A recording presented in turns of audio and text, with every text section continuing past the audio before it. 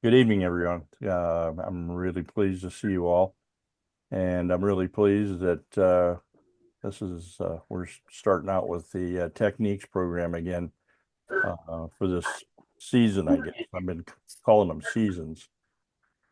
We'll run from October 1st through April 29th, and we'll be running the first and third Tuesday of every month. We have quite a slate of instructors. Tonight we have a young gentleman by the name of Gunnar Brammer. For those of you that took in our last session, uh, well, our last season, Gunnar was on and did a presentation for us. It was really interesting, and it was very instructive and informative.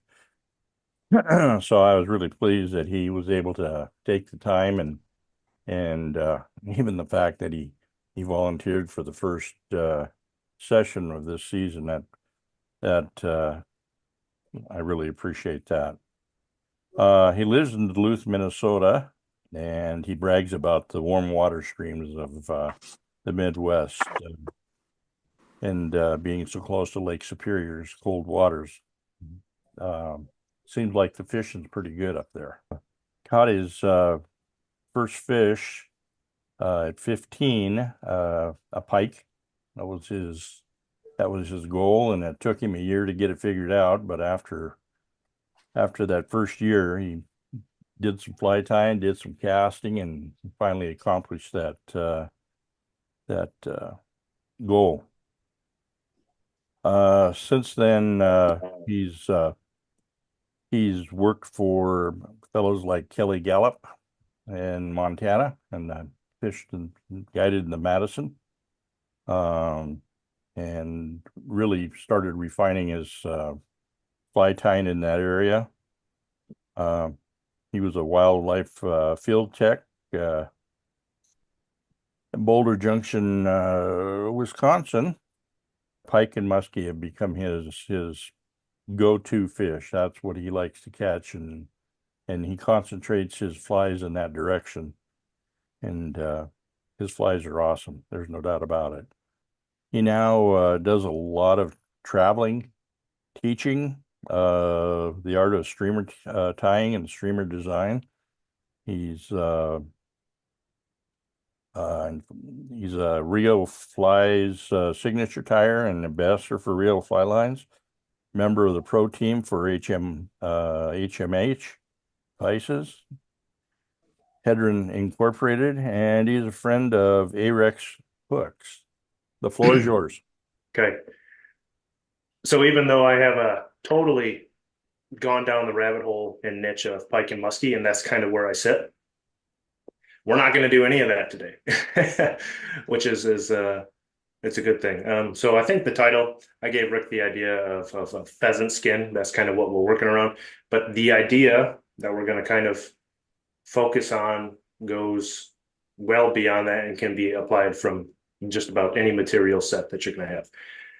The idea is essentially minimalist fly tying and using that to help spur and generate creativity on your part behind the vise, and then understanding kind of the goal that you're setting as a tire as far as outcome, and creating a kind of forge base that is highly suggestive. So those are the two main ideas I want to cover before we get into the actual technique. But to kind of set the tone, all we're going to use is a hook, a bead, and a pheasant skin. That's kind of it. There's no dubbing. We're going to make our own. The tailing material we're going to get from the bird, the abdomen from the bird, the thorax from the bird, the legs from the bird, the head from the bird. We're going to build the entire fly start to finish just from the bird, and we're going to use that restriction on our material set to kind of force our creative endeavor as to being able to not just imitate somebody else's pattern, but to literally set a goal and achieve that goal through our limiting factors. Um, So this all started for me. I think it was 2018. I went to the International Tying Symposium, and I got to sit with Bob Popovich, Jason Taylor, and I were at one big long booth. So I was kind of like in, I don't know, starstruck the entire weekend, right? I was just looking down the booth most of the time. I wasn't actually being helpful, but that was nice. And Jason had this fly, and there was just like a little tiny deceiver pattern, like 2.5 inches, and it was just muted brown, had some weird iridescence to it, and I was enamored with this pattern. I thought it was the coolest thing I'd ever seen. And he's like, "Well, I tied it with pheasant rump." I'm like, "I don't know what pheasant rump is. I don't know what you're talking about." I've only tied with synthetics and bucktail and marabou. Like, I came from Kelly Gallup, and then I found Bob Popovich. Pheasant rump's not on that list. So he drags me over to somebody's booth. We find a pheasant rump patch. So typically, when you look at the bird, there's just this patch right here. That's the rump. And so he shows me, what the rump is, and kind of shows me some of the feathers. And I just look at his fly and take like a mental photo. And I'm like, okay, when I get home, I'm ripping this off. Like, that's the first thing I'm doing. So I went home, and once I started tying with pheasant, man, it was like, to me, so last year, if you saw my bucktail presentation, it's like you have bucktail, and I think most people think, okay, like Clouser and lefties, right? But if you're familiar with Popovich's work, you're like, well, I got bucktail deceivers and bulkheads and hollow flies and reverse bulkheads, and I can do extended body stuff, and I can make it flat, and I can make it triangular shaped, and I can make it high and tight, and I can stack it high tie, low tie, or I can tie it in the round, or I can spin the butt sections like deer hair, right? So you limit your material source, and all of a sudden the technique that you can apply to create all these different things explodes through the roof because you've limited yourself to make this material do something else. And I started doing that with pheasant. I started asking the simple question, how else can I use this material? And one of my favorite drummers, I'm a musician, I play drums, but one of my favorite drummers, his name's Matt Halpern, and he's a metal drummer. And his kit, as you would expect from most metal drummers, is enormous. He's got 2 bass drums and 2 floor toms and 3 high toms and cymbals everywhere. And he would demonstrate a song or a playthrough, and then he'd get on a different kit that had 1 bass drum, 1 floor tom, and a snare. So he took like, a 15-piece kit and brought it down to like 5. And he'd play the same song and he'd play the same parts, but he'd have to change and manipulate how he was able to do that based on this restriction on all of that he had access to. And what's interesting is as you restrict all of what you have access to, it forces creativity on your part. So with that in mind, let's jump into the bird real quick. I'll kind of break down the pheasant. And after that, I'll like to introduce the idea of suggestivity, because most people, I think, when they come from a trout background, they're hyper familiar with the idea of selectivity, trout being selective on specific forage and literally refusing to eat certain flies, right? Like, you could throw a pattern that works 95% of the time, but if there's a hash going on and it's not that fly, they're not going to touch it. So trout become, let's say, picky, usually referred to as selectivity. And there's a reason for that. And I can just sense I'm getting ahead of myself. I'm just wrapped up in the excitement of fly tying. It's a wonderful thing. So this is an entire bird. I got this in Iowa because they got a lot of corn and they got a lot of pheasant. And this cost me $7 for this entire bird, right? So I have a full tail. I have my rump patch. I have my shoulders and wings on here. And I even have, if you flip to the other side, on the bottom side kind of those wings, right on the underside of the bird, you have marabou. So you have natural marabou that's kind of like a chickaboo length and quality, ultra wispy, beautiful to tie with, super dense. The color is unmatched. You can't dye this. Like, this is so beautiful in its natural color scheme for imitating swimming mayflies, stoneflies, hellgrammites, dragonflies, baby, immature crayfish. Like, and then you have this beautiful iridescent rump patch. Now this rump patch, it's literally called the rump because it's the butt of the bird. The iridescent and natural tone on this, hopefully when we switch to the DSLR, is unmatched for creating that kind of buggy quality, especially when they have, that kind of like almost like peacock green shimmer to them that kind of comes off naturally. And then you can get up into these shoulders, and I don't know if you can see it reflecting, but they're like a bronzish gold, dark purple. And as far as like a buggy shell cover, especially on a stowfly or a crayfish, uh, it's it's unmatched. So to get kind of all of this versatility in a $7 package with a full tail set, usually that'll cost you $7 just at the shop. But a full tail set, which we're going to use for antennas and ovipositors and all that cool stuff. Um, and what's left over, what you kind of don't know what to do with, some of these wing materials, some of the later shoulder materials back here.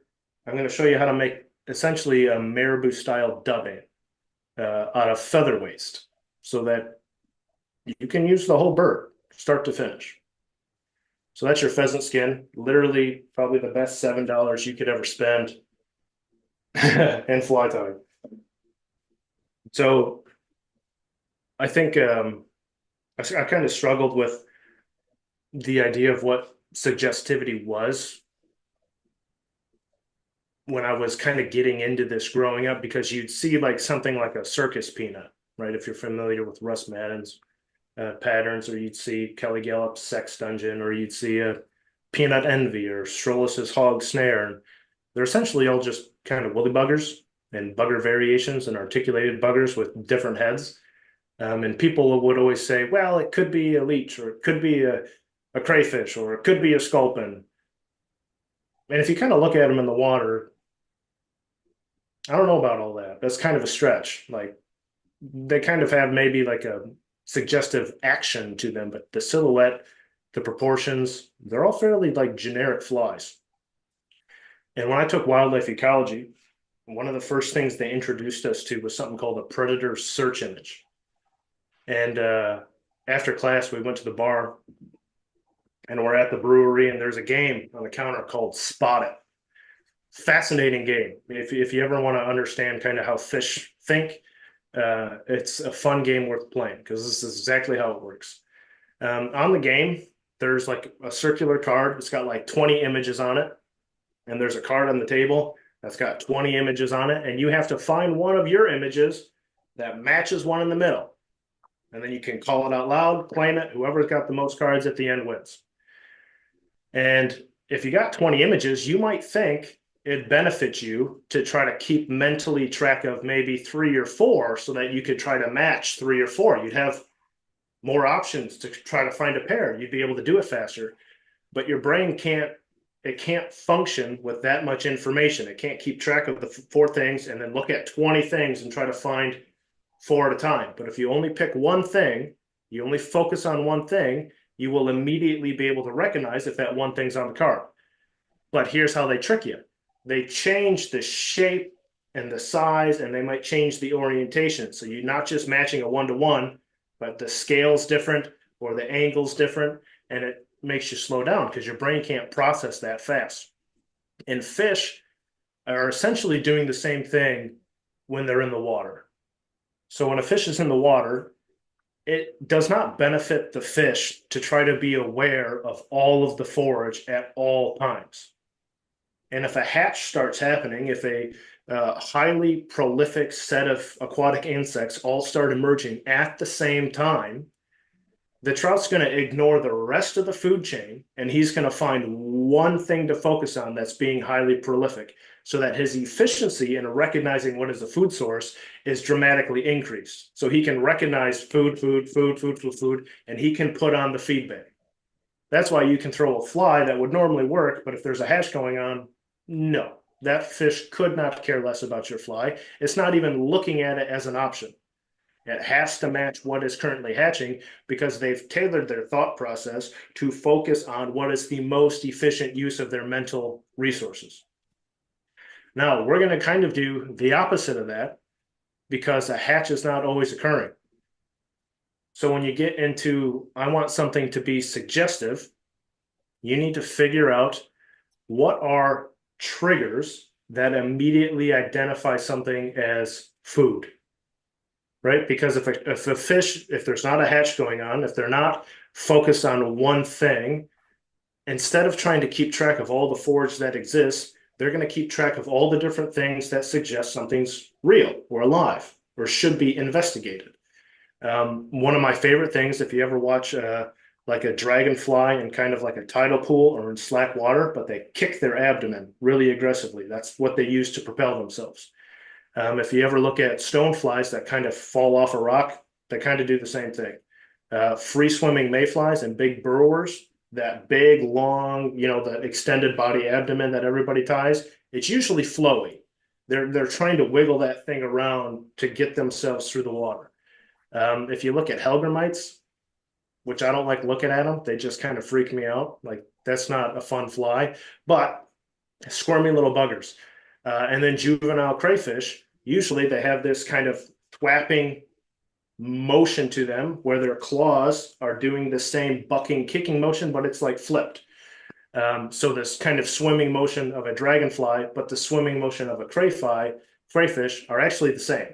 Uh, just the propulsion units are kind of flipped. And so this subtle jigging, twitching motion paired with an abdomen that can be kind of articulated in a way where it's going to flow with that jigging motion. And then almost all of these kind of big, mature nymphs, and especially juvenile crayfish, are going to have a kind of a beefier leg section up in the abdomen. Might be a thorax. I don't know. I'm not a nymph guy, so I'm just throwing around terms that sound like they belong on insects. But they have these big, aggressive legs that usually flare out. So instead of looking at a specific mayfly forage where we know it's going to be a size 18 or 16, it's going to be a light olive color, and it's going to hatch in late June, we're going to look at all of these mature large scale forages that all kind of swim and move in the same way, that can all be imitated with a similar silhouette, with a similar light twitching action, so that when a fish sees this natural brown iridescent fly in this silhouette shape twitching through the water column, its brain is going to say, oh, it's a mayfly, eat it. Oh, it's a Hellgramite, eat it. Oh, it's a juvenile cray, eat it. Oh, it's a stonefly, eat it. But its brain's going to say yes to all of these things. The whole point is when a fish is not being hyper specific and focused on one thing, you need to simply suggest what it could be. It doesn't have to be super accurate to be successful in that moment. It just has to be successful enough that they're willing to eat it. Because fish don't have hands. So if they want to find out if something's real, they got to use their mouth. And this has probably been my most successful fishing fly, I don't know, of all time. And in still water, fresh water, moving current, trout, largemouth, smallmouth, crappie, perch, channel cats. It's like if I'm going to go fish a river and I don't really know what's in that river or where they're holding, or if they're in the runs or the holes, or maybe right against the bank, if you put this fly on, that's how I learn it. So I'm going to switch cameras. I'm going to teach you guys what is essentially, I call it my pheasant bugger jig. It is a pattern that Rio picked up and produces, which I'm pretty excited about. But we're going to run through the entire pheasant skin, essentially, to build this ultra suggestive silhouette program with a minimalist set of materials to force our creativity to go up. Deal? I know everybody's muted. I'm just looking for feedback. It's all right. So here, I'll switch cameras. I'll make sure that sucker's on. Oh, look at that. So we have a size 4. It's a 90-degree jig hook, PR374 from Arex. You can tie it on a size 4, size 2, or a size 1. But in this size 4, I really like a 5/32 slotted tungsten bead. This is not the right size, but just so you see the product number, hairline slotted tungsten bead, that slot will fit right over that 90-degree turn. You'll get a perfect little bulbous head, which matches nearly all those nymphs in this size. And the best part about this is if you're kind of new to tying or teaching somebody how to tie flies, you cannot crowd the hook eye. It's such a lovely thing to teach somebody a bugger pattern where they cannot crowd the hook up. For thread, we're just going to use mono. If you saw my bucktail stuff, I love mono. It's Danville, fine, 6 thousandths of an inch, fairly strong. And the reason why I wanted to do that is because when I started using mono, I saw it used to tie scuds in shrimp pattern, and the mono is used to rib those flies to increase the durability, and it's clear. So you can kind of just get away with being slightly sloppy, but using this to go back and forth over these materials, especially as we build up our dubbing body and making it essentially ribbed for durability. So I'm going to start that mono up there right behind the bead, put down a good thread base.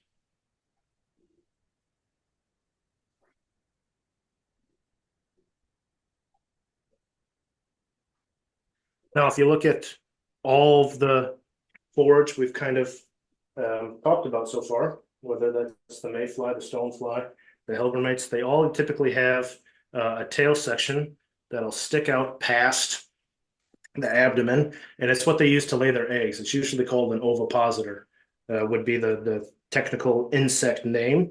And we have this beautiful pheasant tail, which is going to be kind of the longest feather fiber that we get on the bird. So I'm going to kind of take a small bundle, let's say maybe 5 or 6 of these. And I'm going to do, for proportion's sake, I'm going to do 1, 2, about twice the length of my hook shank. Just right on top, nothing super fancy. And that's going to be your egg laying insect device. Or it could be the antenna on the crayfish. But we're going to come in and I'm going to do a second pattern after this if we have time. That's going to be crayfish specific because it's going to show the versatility of the skin in that different setting. Now, coming under the wings, so you can see the really nasty hide of the bird all the way. Look at that marabou. It's unreal how versatile this marabou is right here. I'm just going to take one undyed natural brown plume of marabou. Now, this is your swimming abdomen. So you're going to do about 1 shank length. You want to make sure that that kind of mayfly tail section sticking out past the end. And typically, if you look at most nymphs and nymph patterns that are on the market, this abdomen section, forgive me here, is typically tied on the hook. Most of the hooks, most of the bugs that we're imitating are small enough where this actual part of the abdomen would be included on the hook shank.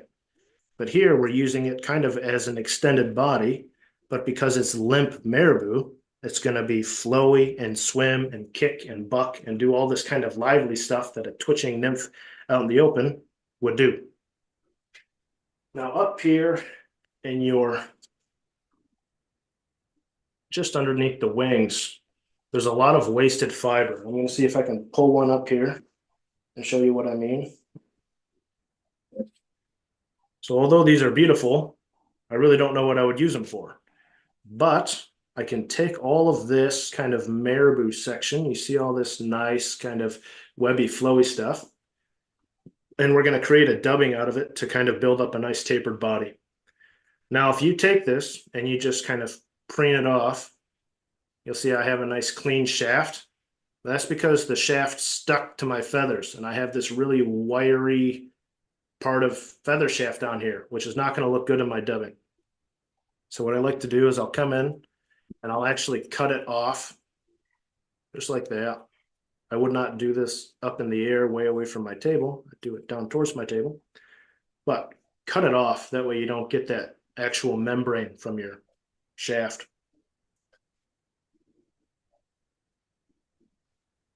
So I just have a pile, see if I can get this up in frame, of loose feather waste, which if you breathe on it, you'll send it all over your house. So don't do that. And if you just take your mono thread, a little bit of dubbing wax, you kind of take all this loose feather waste and start dubbing it on.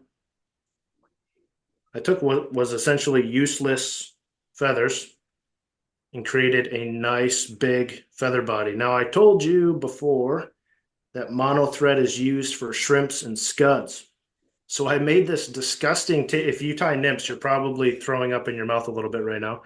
But I made this lovely body that I just very quickly threw on and then took my thread back over the top of for durability. And then I'm just going to rough it up with a wire brush.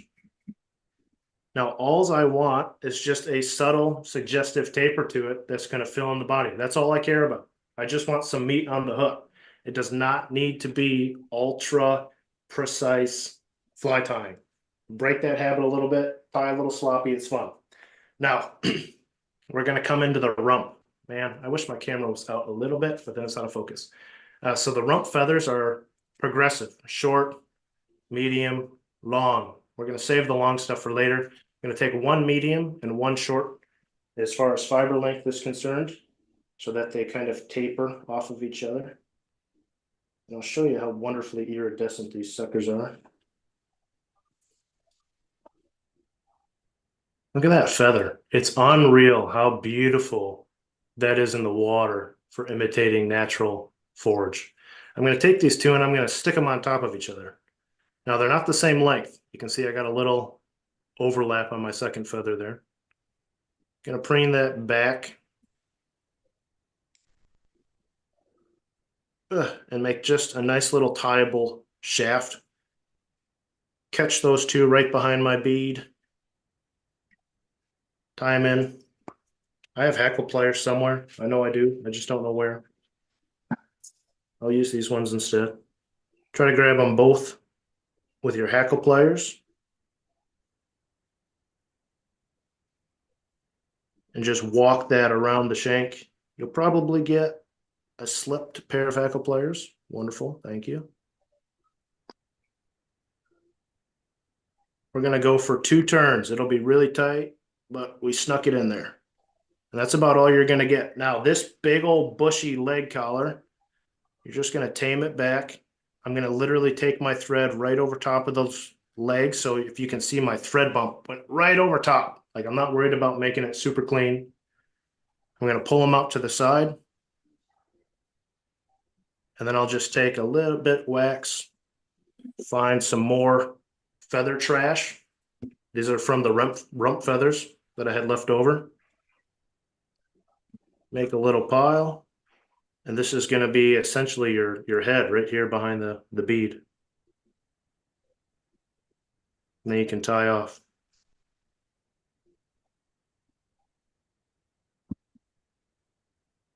And then if you want to get nice, you can of course pick that out with just your brass brush. Or you can let the fish teeth do it. 1 dot of super glue and you're good to go.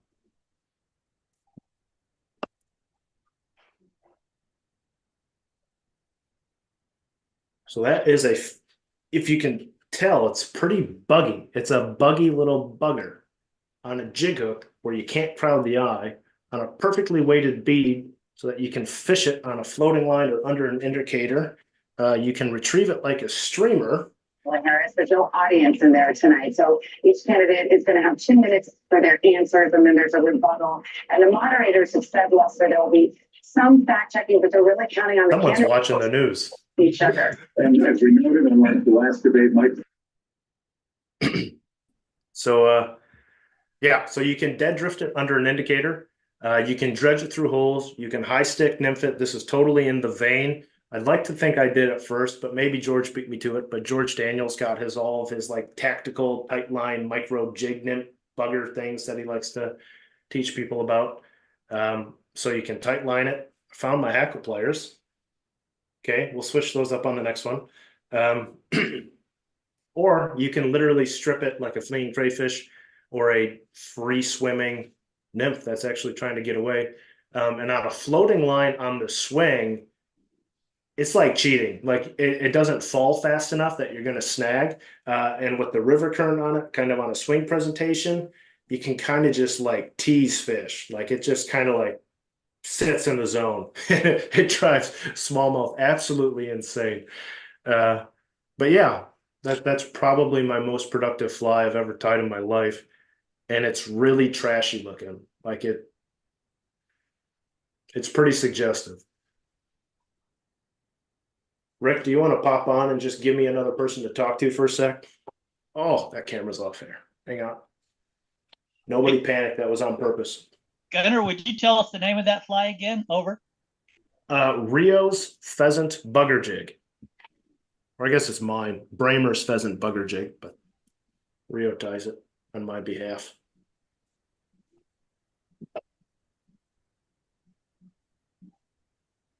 Any other questions for Gunner?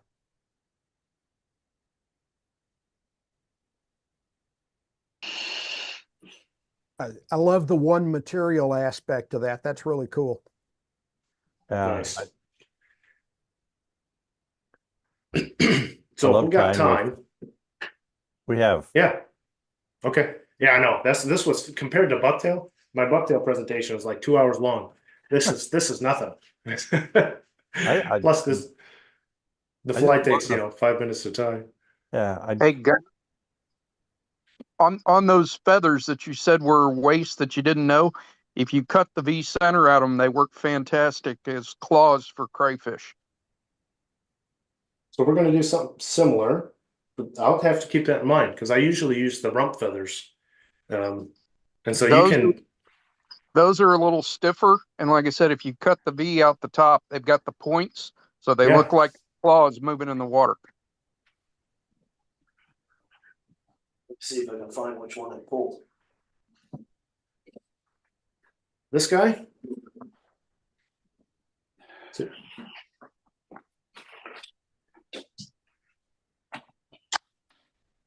You're saying something like that?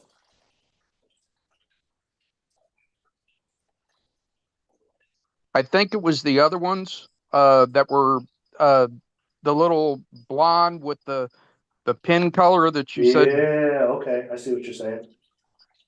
because they're a little stiffer. So when you cut that V out, These Yeah. ones. when you cut the V out of the center, they're Yeah. like spikes, so they move like claws. Just pull all the fluff off and just have the stem, and that's your tie-in for the claw. Sweet. Yeah, I've always used rump for the claws. But here, I'll show you the next pattern because we're going to take the same material set, the same idea and concept, but instead of trying to do something ultra suggestive in the whole entire mature large scale nymph spectrum, we're going to focus in on something specific, say an immature crawfish.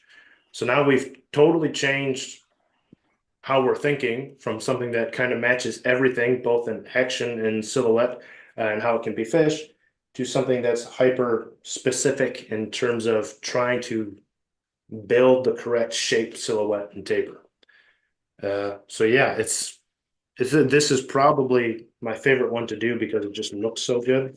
But I'll step up to a size 2, just so I got a little bit more room to make my body. And let's see what we got for beads. Switch you guys back to a different camera. Gunner, those also work real well if you're tying crabs for saltwater. That's where I use them a lot. Nice. Okay. So I'm going to do one of my favorite smallmouth colors ever, which is a fluorescent orange bead. On the size 2, you can step up to a 3/16. It's about as heavy as I would go. But if you're going to actually fish it on bottom or pop it off of rocks or dredge it in a hole, that is the bead side I would suggest. The 5/32 still also very successful in that size, but so there's our floral orange bead again. You can't crowd the hook eye. It's such a lovely thing. Beautiful hot spot, by the way, especially in my water, which is tannic and coffee colored. It's unbelievable how effective an orange fluorescent orange bead is. So when we built our AU camera, don't do that to me. Sorry, everybody. It's because I didn't hit record and it didn't think it was doing anything. When we build this crayfish, what's interesting about crayfish and something you gotta anticipate from the beginning, but they're chunky in the rear. This is where their head is, their horn is, their mouth parts are, the longest legs are, and their claws are. So they're usually really bulky, and they, if I can get my hand out of the way, are kind of tapered in this way where it gets skinnier and skinnier and skinnier as you get up towards that bead. So we're going to do kind of a lot of work up front. And then the rest of it is just going to be just kind of finishing the fly, if you will. But I'm going to come in with my pheasant tail again. The actual tail fibers are going to be the longest ones I can get to try to imitate antenna. If you were to do this on your own, this is maybe the only thing I would substitute, which would be for maybe like some crystal accent flash or something, just to get a little bit more length. But instead of doing, say, twice the shank length or something, we're going to go as far as I can possibly get. We're just going to do the max length on these tail feathers to imitate antenna.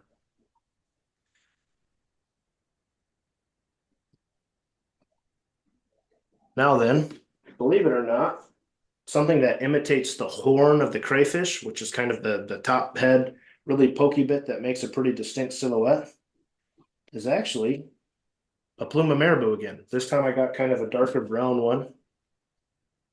I'm going to make it nice and short, like the mouthpiece and the horn right over the back.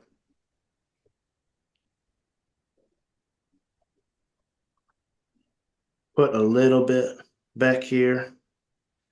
Now I'm going to take this kind of shaft and I'm actually going to wrap this around my hook shank and make a big ball of marabou shaft and tie that off. Now I'm going to use that big old ball like an intruder bump to help flare my claws, flare my legs, flare my underlegs.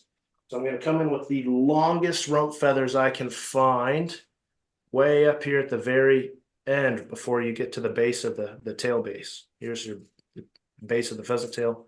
That rump is going to be massively long, and it's going to create perfect legs that are going to drape over all of this. So we'll come in here, tie this in for being turned, use our nice hackle pliers, and walk that over that big old ball of fluff.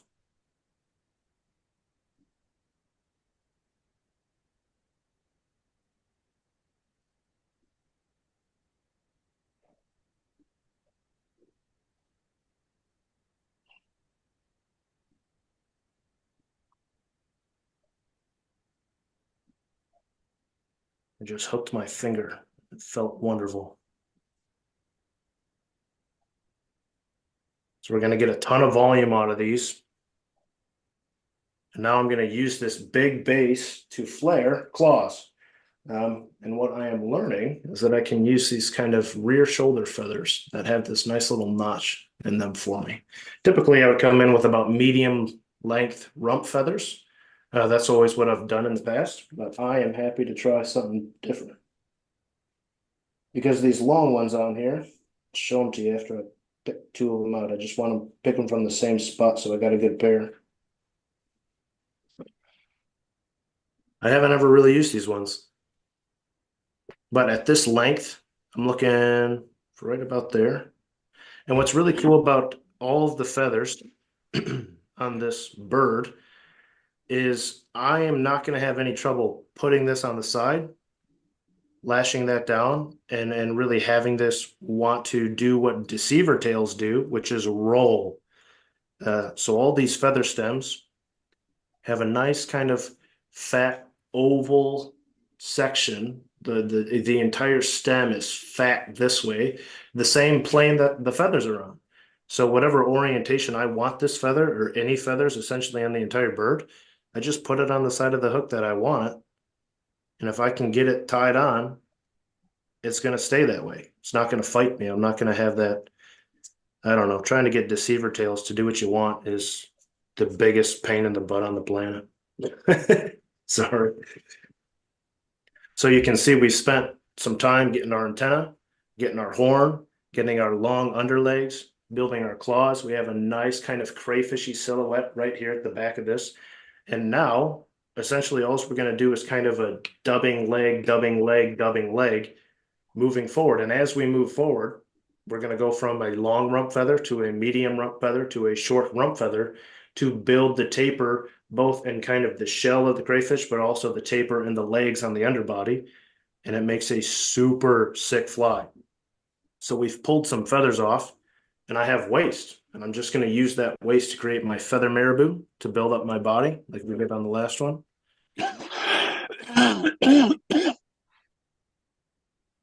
A little bit of wax.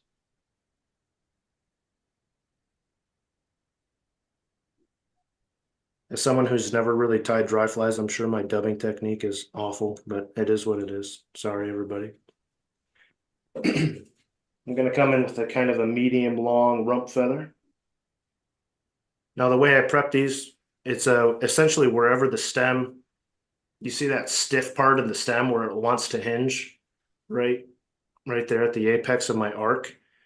I'll just come in and kind of break it right there and just leave a little bit of exposed stem that I'm tying in. And I like to tie it so that it's flat on the hook shank. You see how the stem runs across the hook shank there? So I'm pinning that flat section right to the steel so that as I go to turn it, the feather doesn't try to flip as I go to turn that.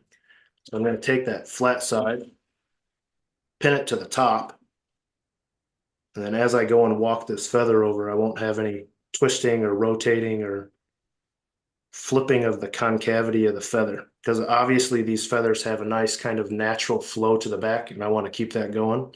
And the iridescence is only on that top edge, so you don't really want that switching on you.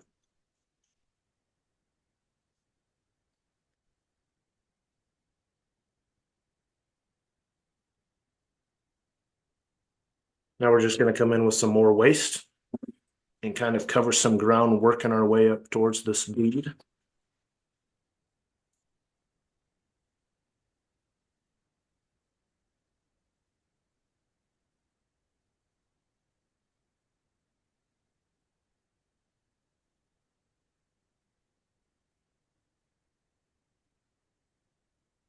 We'll go in for a medium, kind of medium small pheasant rump feather. Work on building our taper here. And again, I'm going to pin that feather shaft right to the top, kind of at like a crisscross angle, just so I don't have to deal with it. And as the feathers get smaller, the rump feathers, you'll go from getting, 3 turns to 2 turns to, maybe you squeak out 1.5. It's okay.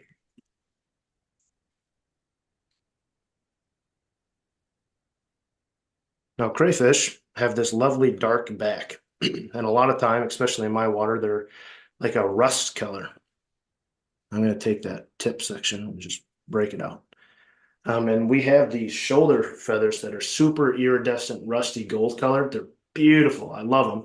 And they're really short. And just like all the feathers we've tied in so far, the stem orientation is the same as the feather orientation, which means I can just pin it right to the top and I'll get a shingled kind of carapace with a pretty cool color tone out of the shoulder feather. So I'm just going to take one of these short iridescent gold shoulder feathers. I'm going to leave the stem long so I can control it. I'm going to come up and just set that kind of like a wet fly wing. Move forward.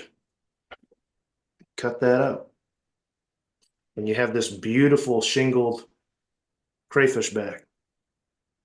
So we got one more section to do. And every time I grab a feather, I just get more waste to make more dubbing. If you want to spice it up, you can take some, ice dub or any sort of light flash, and you can mix it in. But usually I rely on the iridescence of the feathers to make anything more than what I got going on. We'll do one last short rump feather. I think I'll only get one turn out of this. Give me that. Honestly, you probably could have left the fly done right there, and if you didn't want to deal with this, but that's okay. I like to make it as pretty as I can.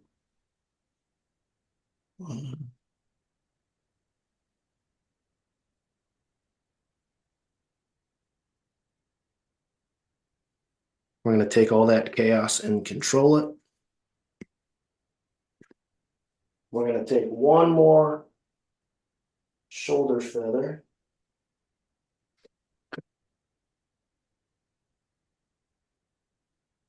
And we are going to stack just another shingle right on top, slightly shorter than the previous one. We're going to, so this is quite useful. I have a 90-degree jig eye in the way. I have a bead in the way. I cannot technically put this on top where I actually want to tie it in. There's too much crap in the way. So I'm going to put it on my side, my near side. And as I bring my thread up, I'm going to use the push of my thread on the material and the rotational torque in the thread as I suck the slack out to pull my feather perfectly on top. Because I can't technically hold it in place where I want it. I have to hold it off to the side. But I can use that thread pressure and that torque in the rotation to suck it perfectly on top. I got a little bit of flare in there that I'm not excited about. I'll tame that here with one last piece of feather denim.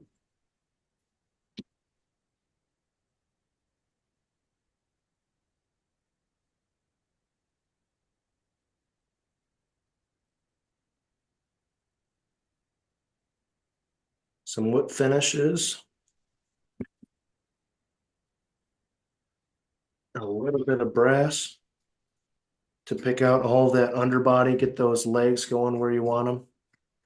If that doesn't scream crayfish, I mean, good grief. It's just, man, I wish my smallmouth season wasn't over. It's over right now, and it's very sad.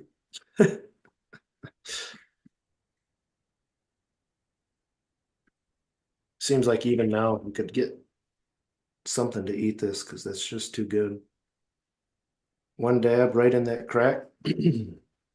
And you can see just the versatility in the scale, the size, the silhouette from one to the other. Very similar technique layout and application, and yet completely different forage. And even this properly imitates a very small juvenile, I don't know if juveniles, immature crayfish. But that you can get very specific, dial it in with all that iridescent silhouette. And it's just a whole different level. So if you're interested in this, I do have other videos. I have a bait fish pattern, a muddler pattern. What else did I do with pheasant? I have a swing pattern that's a bit more complicated. I got away from just the pheasant skin in that one. It's called the pheasant rump swing. It's there in that top corner. Probably the best swing fly I've ever tied in my life for fishing two-hand stuff. It's essentially Jason Taylor's bait fish pattern that he showed me, but adapted to a steelhead shank and stinger style. But yeah, that's what I have for you. Minimalist fly tying to spur creativity in the vein of creating something suggestive to make the most out of what you got going on. That's pretty cool. Any questions for Gunner?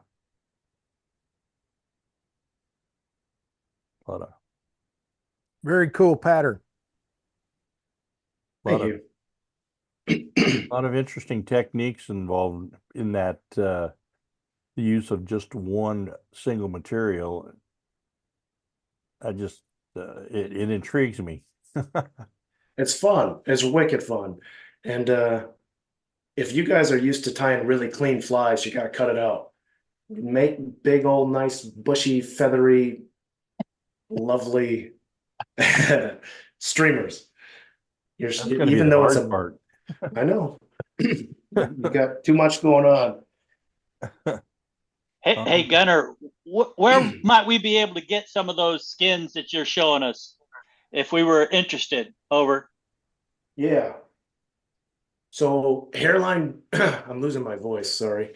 Hairline manufacturers, they do sell a pheasant skin, and it usually comes with everything except the tail. They do take the tail off and sell that as a separate product so that you'll get, pheasant tails or a pheasant tail clump. So they'll literally just take the full clump out of the bird and sell that separate. If you're unfortunate You won't be able to find the skin, but you'll be able to find the rump and the tail. That's pretty good, but you'll be missing the marabou, which is probably the best reason to buy an entire skin. I got this in person at a show in Iowa at the Hawkeye Fly Fishing Show. And one of the shop owners, I think it's Hawkeye Fly Tire. His name's Mike Jacobs, but he does all the processing himself. So you could, take a plane trip to Iowa with your buddies, shoot some pheasants. Essentially, you just skin it and cover it in borax and scrape the fat off. There, I mean, like I got borax all over my leg right now. Like it was definitely a do-it-yourself job for $7, but the quality of the feathers is unmatched. So yeah, every hairline retailer, which is almost every fly shop in the nation, should be able to get skins for you. The only thing they'll be missing is the pheasant tail, so you got to spend, an extra $7 to get your tail clump, but that should do it. There are. Gunnar, I got a question for you. Are there any other birds that you've used like as a minimalist theme like you did tonight other than pheasant? So I'm not really a feather guy. I've done it with a hen pheasant skin, which is very much so and more like a wet fly style, kind of just like all the different kind of hen chicken birds that you would get. They're all kind of more of a webby down, very similar. They don't have as much variation to them, but beautiful tone and quality. It's like a creamy barb color. I bet you could do it with a grouse. Grouse would be very interesting. If you hunt turkey, I've never seen an entire turkey skin. I would be fascinated to see what kind of marabou and all the different quality of feathers that are on there, because people typically take, the wings and pair up these wet fly, toppers. But besides marabou and that, I don't know what you use it for. But you don't see that sold in shops. I think the smallest you could go, what's that English bird with all the white flecks on the belly? Oh, guinea? No, not a guinea. Can you hear me okay? Yeah. Uh, I experimented with some different soft tackle with chickaboo and all that for tying. You have that bugger that you do with the marabou from pheasant skin, Yeah. and I tried a lot of those, and I think um, I kind of commented in the comments that I think it's the iridescent um, colors on a ringneck pheasant that really bring those feathers kind of to the forefront. And you can get a full skin from Cabela's for like 12 to 15 bucks. If you can get it from Cabela's, you can get it from any fly shop. So look out there for a fly shop um, just for a pheasant skin, and you won't get the tail, you won't probably get the wings, but you'll get all those other feathers. And uh, the skins that I did get from Cabela's did have the marabou underneath in the back.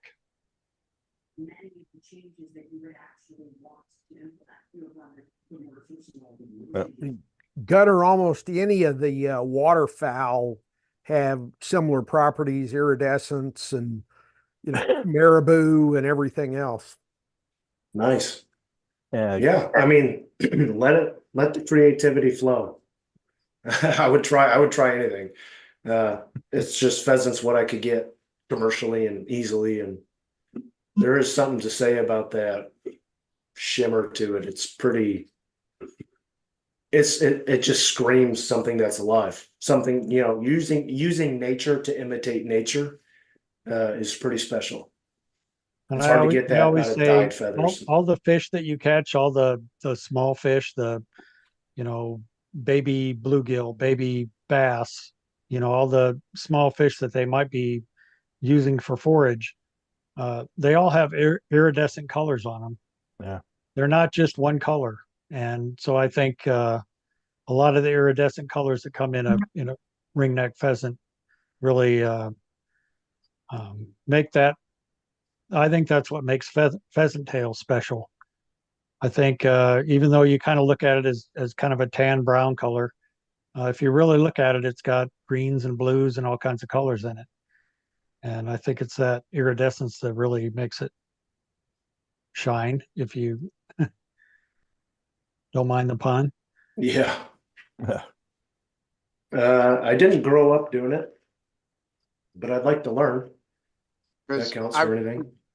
when I travel up north, if you go into a processing place where basically you take your deer or what have you, if you tell them that you're looking for feathers or you're looking for skins, they get a lot of people that bring them pheasant, partridge, woodcock, and they basically will go in and skin out the bird and they throw the skins away.